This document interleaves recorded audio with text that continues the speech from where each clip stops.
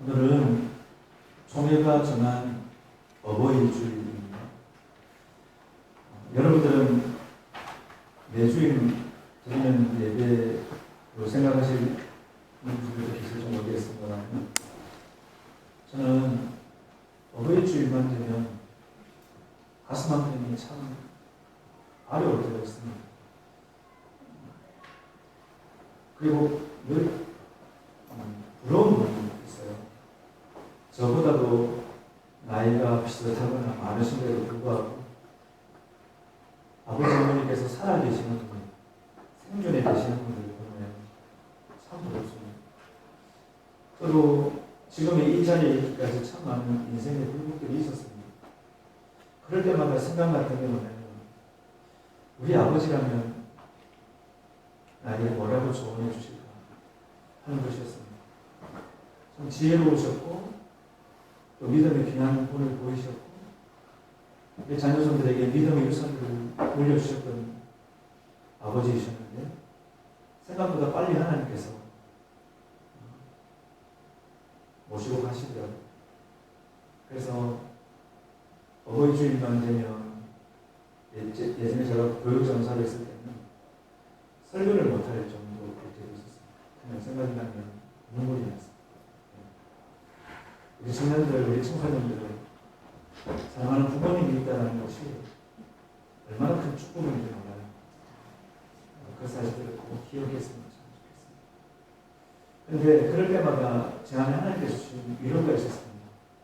그게 뭐였냐면, 교회의 어르신들이 제 영적인 아버지고 어머니를 하나님께서 주셨고 하는 거죠.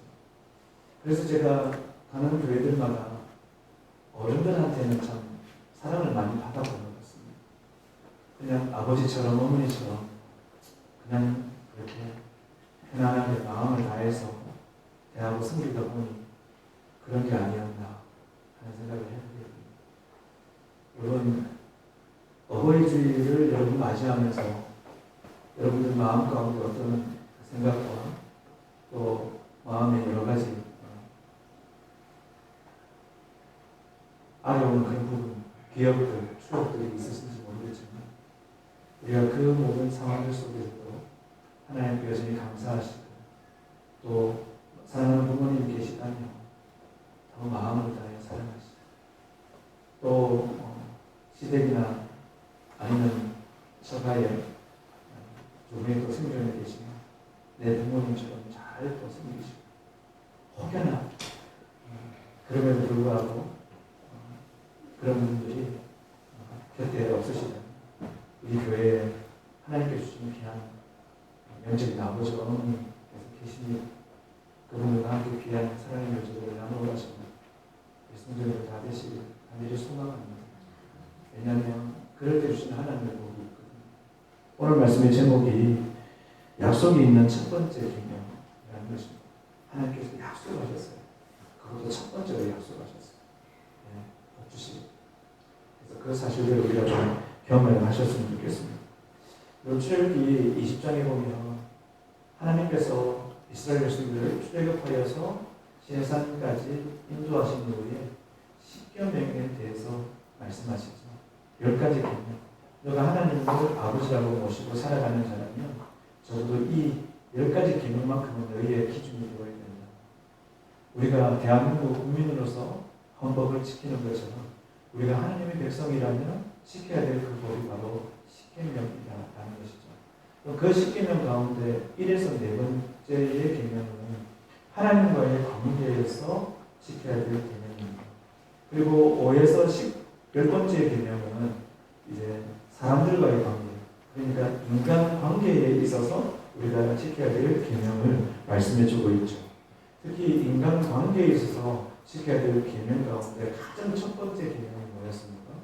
내 부모를 공경하라 라고 하는 부모 공경을 말씀하신 거라는 거죠.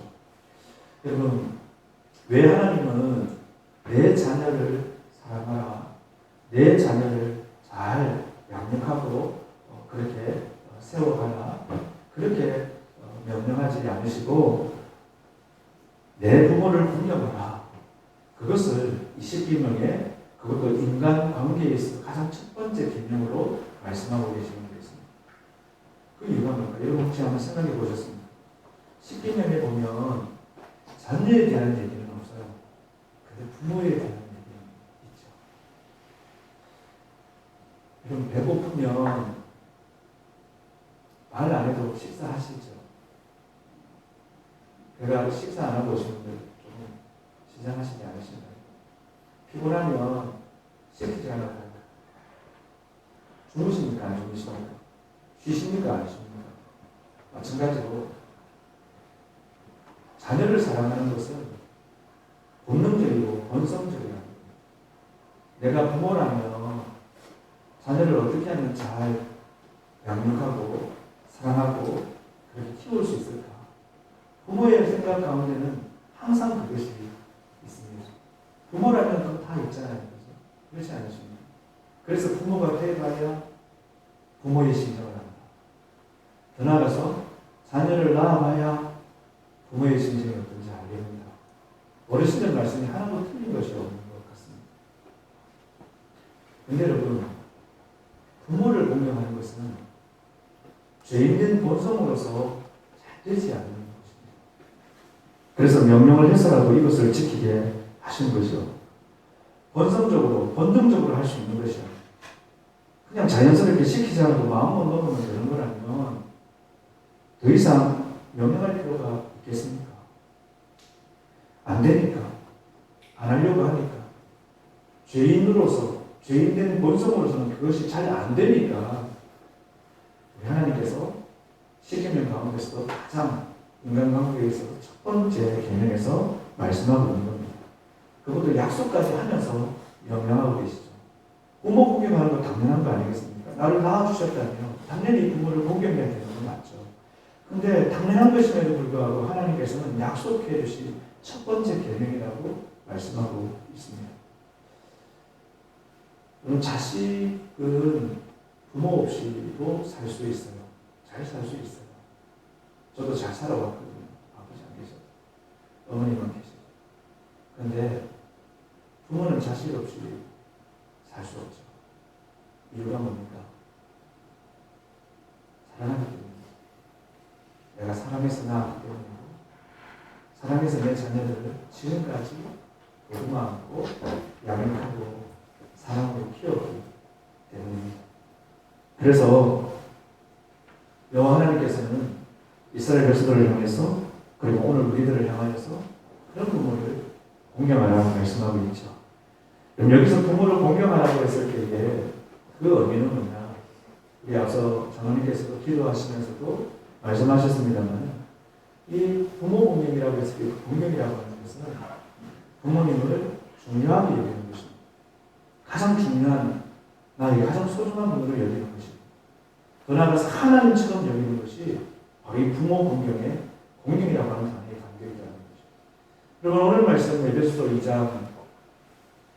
6장 2절에 보시면 내 부모를 공경하라고 내 아버지와 어머니를 공경하라고 말씀하고 있습니다. 여러분 여기에서 공경이라고 했을 때 이 단어가 티마오라고 하는 단어입니다. 여기는 존경, 가치 이런 의미입니다. 원래 티마오가. 그런데 이 티마오라고 하는 이 단어에서 존경과 가치라고 하는 이 단어에서 어떤 의미가 더 확장되어지냐면 부모를 존경해야 된다. 가치 있는 분으로 여겨야 된다. 근데 거기에 당위성이 담겨있다는 거예요. 반드시 그렇게 해야 된다는 거예요. 이 티마오에는 바로 그것이 있는 것입니다. 내 부모를 공경하라고 했을 때 그 공경의 의미는 뭐냐? 당연하게 반드시 그렇게 해야 된다는 거예요. 이것이 출애굽기 20장 13절 말씀에서 이제 온 거잖아요. 이걸 사도 바울이 인용한 거잖아요. 여러분 이 출애굽기 20장 12절 이하에 보시면 이건 뭘로 기록하고 있냐면 이 공경이라고 하는 단어가 제가 말씀을 드렸던 것 같은데 카베드라고 하는 단어입니다. 이 카베드라고 하는 이 단어도 마찬가지예요. 무게를 둔다라는 겁니다. 존귀하게 여긴다라는 거예요. 여러분 이것이 출애굽기에도 나오고 시편에도 나오고 이사야서에도 나오고 뭐 계속해서 나와요. 근데 여러분 이 단어들 대부분 어떤 곳에서 사용이 되어지냐면 하나님과 연결되어서 사용되어진다는 거죠. 그래서 무게를 두고 가치 있게 여긴다. 다른 말로 얘기하면 중요한 분으로 여긴다. 중요하다라는 말씀이 무게 있게 중요하게 여기는 것을 가르쳐주는 거 아니겠습니까? 여러분들은 이 세상에서 누가 가장 소중하십니까? 누가 가장 소중하십니까? 아니 어떤 것이 가장 여러분들에게 귀하십니까? 오늘 하나님께서는 우리에게 내 부모가 가장 귀중하다, 중요하다 그렇게 말씀하고 있습니다. 특히 하나님께만 사용되어지는 이 단어, 공명이라고 하는 이 카베드라고 하는 이 단어를 사용하면서 바로 하나님을 높여드리는 것처럼 하나님을 그렇게 중요하게 여기는 것처럼 내 부모를 중요하게 여기는 것이 바로 공경이다. 그렇게 말씀하고 있습니다. 그렇다면 여러분들 일주일에 한 번 이상 내 부모님께 문안 인사 드리고 찾아뵙고 하십니까? 제가 이 질문을 하면서 정말 길립니다. 저희 어머니도 장모님도 저 양산하고 울산이면 가까운데도 불구하고 참 찾아뵙는 게 소홀해지고 그래서 너무 죄송하고 지금 분명히 이 영상을 보고 계실 텐데 얘는 왜 안 하나 이런 생각을 가지면 어떻게 하나 그런 생각이 듭니다. 여러분 적어도 우리는 일주일에 한 번 교회 와서 하나님께 예배하잖아요. 근데 우리 부모님은 어떠냐라는 거죠. 적어놓고도 제가 이건 도저히 말씀을 못 드리겠습니다. 그럼 이것은 사실 믿음이 어린 분들의 모습이잖아요. 믿음의 경력이 쌓이면 어떻게 돼요? 그때부터는 주일 예배뿐만 아니고 새벽에도 나오고, 그렇죠? 원사님, 우리 진주에서도 나오시고 하시는데, 또 수요일 날도 나오세요, 그렇죠? 그리고 주일에는 하루 종일 하나님 앞에 예배하고 섬기죠. 근데 너 부모한테는 그렇게 하냐? 저는 오늘 이 말씀을 준비하면서 그런 마음이 있었습니다. 마가복음 7장 11절에 보시면 고르반이라고 하는 그런 비유가 나와요. 여러분, 이 고르반이라고 하는 말이 제사라고 하는 말입니다. 그래서 우리가 레위기 할 때 우리가 함께 살폈잖아요. 번제는 고르반 올라. 그래서 다 태워진 헌신의 제사가 바로 이제 소재는 고르반입니다. 그래서 이 고르반이라고 하는 단어는 이 제사라는 것입니다. 그리고 하나님께 드려졌다라고 하는 그런 의미를 가지고 있죠. 여러분 그런데 이것을 유대인들이 굉장히 국해했습니다. 그래서 부모님 앞에 분명히 공경해야 되고 부모님 앞에 분명히 용돈도 드려야 되고 부모님께 여러 가지들을 해드려야 되는데도 불구하고 고르반이라고 외치기만 하면 나 하나님 앞에 드렸는데 그러면 그 다음부터는 그걸 안 해도 되는 겁니다. 왜 그럴까요? 하나님 앞에 드렸습니다. 부모님도 내가 존경하고 사랑하지만 하나님께도 내가 드리면은 하나님 앞에 드린 게 되니까 얼마나 좋은 것이냐 그렇게 얘기하고 드렸다는 겁니다. 근데 여러분 예수님께서는 그것을 뭐라고 얘기하냐면 잘못되었다는 거예요. 너희들이 설령 하나님께 드린다고 해도 내 그 부모에 대한 책임, 가족에 대한 책임 반드시 지켜야 된다는 거예요. 그러면서 예수님께서 뭐라고 얘기하냐면 너희들이 고르반이라고 외치면서 그렇게 부모에게 소홀히 하는 것은 마치 무엇과 같냐면은 사람의 전통으로 하나님의 말씀을 무너뜨리는 것 같다. 그러면서 예수님께서 그렇게 책망하시는 그런 말씀이 마가복음에 보면 나오고 있죠. 여러분 우리들도 신앙인이라는 이유로 가족들에 대한 내 부모에 대한 그 책임을 소홀히 하고 있지는 않느냐 하는 것입니다. 여러분 부모님은 눈에 보이는 하나님이십니다. 오늘 말씀이 그것을 가르쳐주고 있거든요. 그래서 여러분들이 하나님을 믿으신다면 여러분들의 부모님을 공경하고 또 우리 교회의 육신의 부모님이 뿐만이 아니라 영적인 부모님 대신 성도님들, 어르신들 더 많이 공경하고 사랑하는 우리 성도님들 다 되시기를 간절히 원합니다. 근데 여러분 오늘 말씀을 보면 내 아버지와 어머니를 공경하라고 하면서 조건 달지 않고 있다는 거예요. 이런 부모 공경은 조건 다는 게 아닙니다. 부모를 공경하라고 했지 이것저것 따져가면서 조건 달아가면서 공경하는 거 아니다라고 오늘 성경은 말씀하고 있죠. 여러분 영국의 처칠 수상의 하나의 일화인데요. 영국의 처칠 수상이 1차 세계대전을 승리로 이끌잖아요. 그래서 굉장한 영웅이 되어집니다. 그래서 그의 인기가 하늘 높이 올라갔을 때에 많은 기자들이 위대한 처칠 수상을 낳게 한 사람이 도대체 누구냐, 그를 있게 한 사람이 누구냐 해서 초중고의 그 선생님들을 찾아가서 인터뷰를 하는 그런 기사가 신문에 실렸다고 합니다. 그러자 그 신문을 봤던 처칠 수상이 바로 그 신문사에 전화를 했다고 해요. 여러분들이 진짜 내 스승을 빠뜨렸다는 거죠. 내 진짜 스승은 누굴까요? 내 어머니다 하는 것입니다. 여러분 처지수상처럼 그런 어머니라면 존경할 수 있죠. 안 그렇습니까? 여러분 5만 원짜리에 나오는 신사임당이라든지 한나라든지 성경의 인물 가운데 이런 분이면 정말 존경할 수 있죠. 그런데 여러분 어떤 부모님은 존경받는 일이라면 한 것이 없는 분들도 계실 수 있어요. 근데 그분이 당했지만 사랑받지 못했고 사랑받는 표현을 알지 못했기 때문에 그런 것 뿐이지 정말 부모라면 저도 그렇거든요. 부모라면 고슴도치도 자기 자식이 더 아름답다고 그런 비유 있잖아요. 그렇더라고요. 저도 그렇더라고요. 저희 자녀가 제일 귀하더라고요. 근데 그럼에도 불구하고 정력받는 일이 전혀 안 되어지고 부모들이 이쁜 거예요. 늘 술 심부름 시키고 오기 때문이죠. 늘 담배 싸우라고 그랬죠. 그런 분들 없으셨어요? 저희 부모님은 안 그랬는데. 그리고 뭐 술 드시고 막 가족 폭행하시고. 그럼 그런 부모님들이라면 존경할 수 있겠습니까? 그런데 여러분 그럼에도 불구하고 성경은 조건 없이 내 부모를 공경하라 이야기합니다. 자녀가 해야 될 도리는 부모 공경이지 조건을 이것저것 따지는 것이 아니라는 거죠. 그 모습 그대로 받아들이고 존경하는 것이 공경하는 것이 가장 중요한 것으로 여기는 것이 바로 하나님 말씀하신 공경의 모습이다 하는 겁니다. 여러분 기독교를 가리켜서 믿음의 종교고 은혜의 종교라고 이야기합니다. 그렇죠.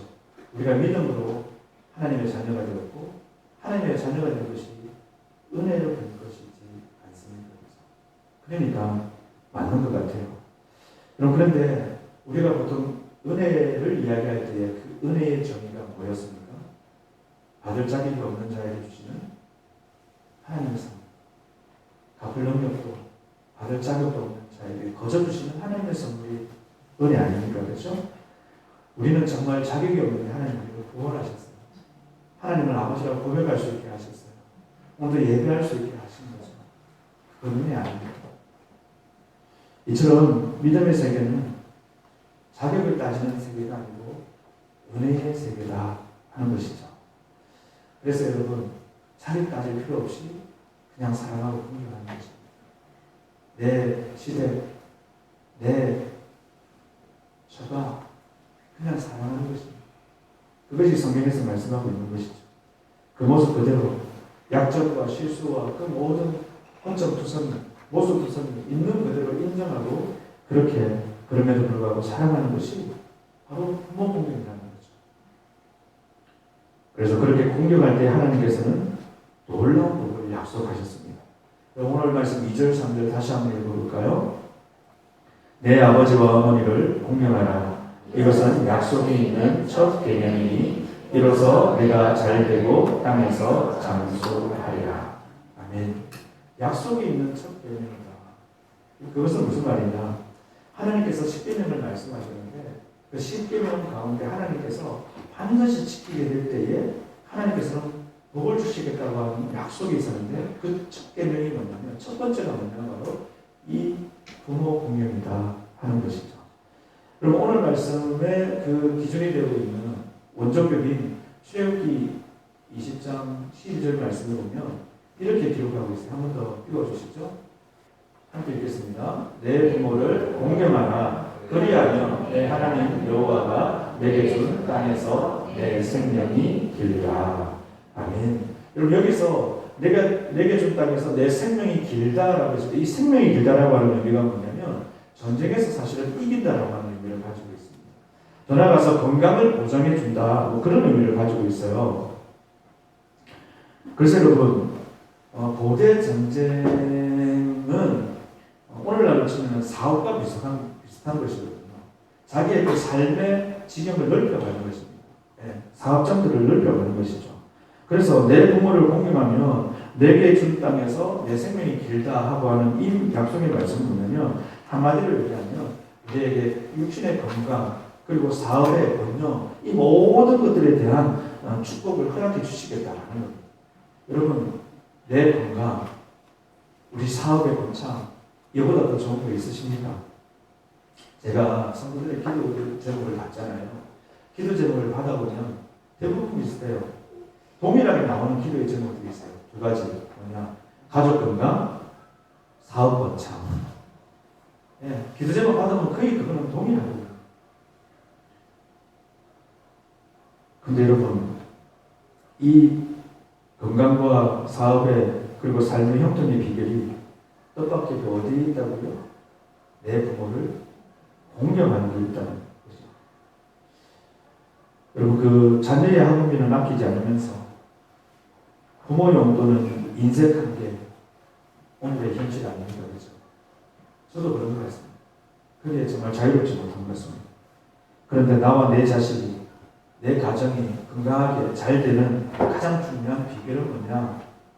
자녀를 더 좋은 학원에 보내고, 그래서 좋은 대학에, 그리고 좋은 회사에 취직해서 그렇게 사는 그것이 아니라 자녀의 학원비를 줄여서 부모에게 용돈 드리고, 자녀 뒷바라지 하는 그 시간들을 쪼개어서 내 부모님을 더 공경하고 섬기는 것이 가족의 건강이고 또 사업이 더 풍성하게 되는 은혜다라고 말씀하고 있습니다.